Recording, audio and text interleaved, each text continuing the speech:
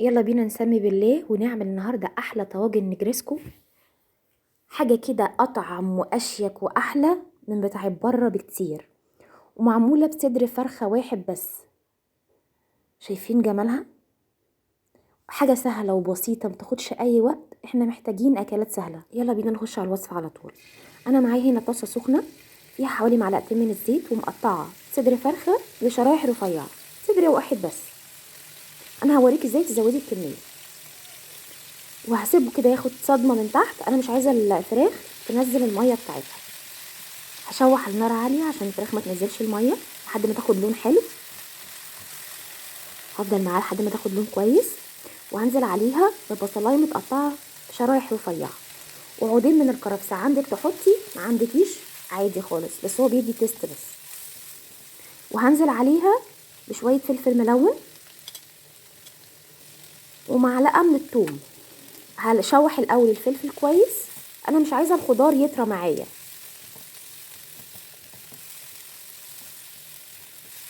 وبعد كده هنزل بمعلقه الثوم وهديها تشويحه سريعه لحد ما الثوم يطلع ريحته. الخلطه دي بجد روعه، تحطيها في الجلاش، تحطيها على المكرونه، تحطيها بجد في حاجات كتير جدا. ممكن تعمل سندوتشات. ده نص معلقه من الفلفل الاسود وشويه من الزعتر كده ما بين ايديكي.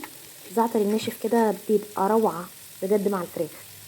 وربع معلقه من البابريكا، ربع معلقه صغيره، والملح بتاعي على حسب الرغبه. وهبتدي اشوح ده كله مع بعضه كده بسرعه، بس خلاص اطفي عليها واسيبها على جنب. هكون في الوقت ده انا بسلق المكرونه. اسلقي باي نوع، انا كان عندي المقصوصه دي، ممكن تسلقي قلم، تسلقي اي نوع. هبتدي احضر معايا البشاميل. هنا 3 معالق كبار من الدقيق، و3 معالق كبار من السمنه، وفلفل اسود، وهبشر شويه صغيرين جدا من جوز الطيب. حابه تحطيه اختياري، مش حابه براحتك. ودي معلقه من الملح. واشوح الدقيق كويس بس اتقطعت الحته دي، وهنزل عليهم بلتر من الحليب، وهبتدي اقلب كويس قوي. انا عايزه الصوص يبقى ولا تقيل ولا خفيف، حاجه كده ما بين الاتنين زي ما انتم شايفين كده. انا سلقت المكرونه وشطفتها بالميه جاريه وصفيتها كويس، وبعد كده هحط عليها الفراخ بتاعتي، وبعد كده انزل بنص مقدار البشاميل تقريبا، وهقلب الكلام الحلو ده كله مع بعضه، وابتدي اوزعه في الطواجن. انا عمل لي 4 طواجن من دول. هنزل عليهم بقى من فوق الوش ببشاميل، وممكن على فكره احط في البشاميل جبنه رومي، اللي انا حاباه. اللي عايزه احط معلقه جبنه كيري، اللي انت عايزاه. هبتدي احط بقى البشاميل على الطواجن، وانزل عليهم من فوق الوش بجبنه موتزاريلا عشان تدي طعم كده وشكل ومطه. هنحسسهم ان احنا جايبين الاكل ايه من بره.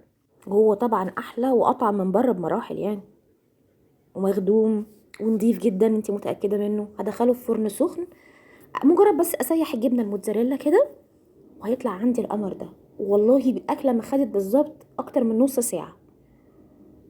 الجو مش متحمل، احنا نقف في المطبخ ومفيش وقت اليومين دول، عايزين نخلص الاكل بسرعه ونعمل اكل حلو كده ومغري، وبألف هنا.